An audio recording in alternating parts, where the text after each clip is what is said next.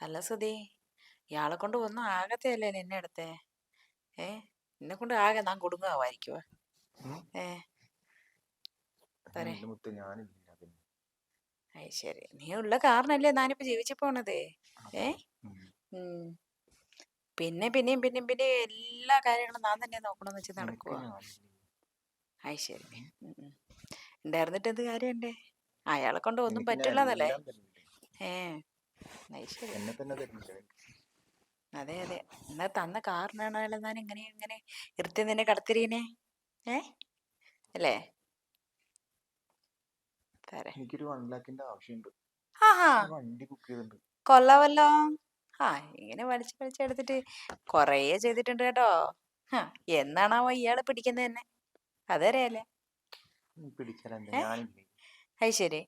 ആ, പിടിച്ചിട്ട് വേണം നീയല്ലേ. ആ ആ, കൊള്ളാം. വലിക്കുന്നതിന് ഒരു ഇതല്ലേ.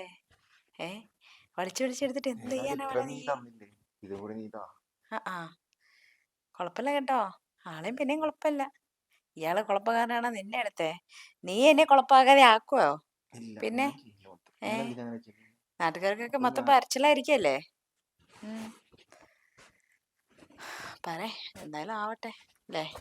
നീയുള്ള കാരണമാണ് ഞാൻ ഇത്രയും ഇതായി പോണത് കേട്ടോ. എന്നാ ഒരിക്കലും മോശമാക്കല്ലേ കേട്ടോ. ഒരിക്കലും ഒരിക്കലും നിന്നെ മോശമാക്കില്ല കേട്ടോ. ആയിക്കോട്ടെ.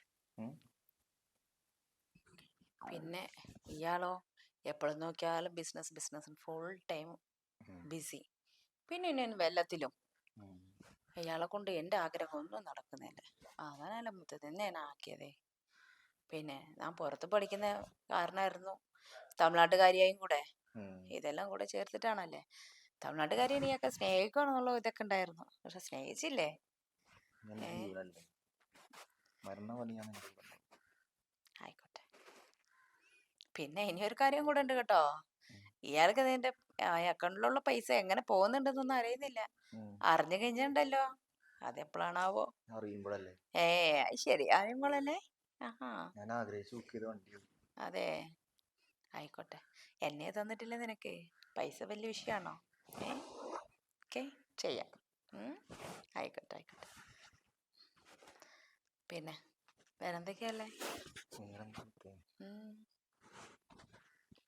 നമുക്കൊന്നും കൂടെ നോക്കിയാലോ. നോക്കാം. ആയിക്കോട്ടെ, എന്നാ പോര്.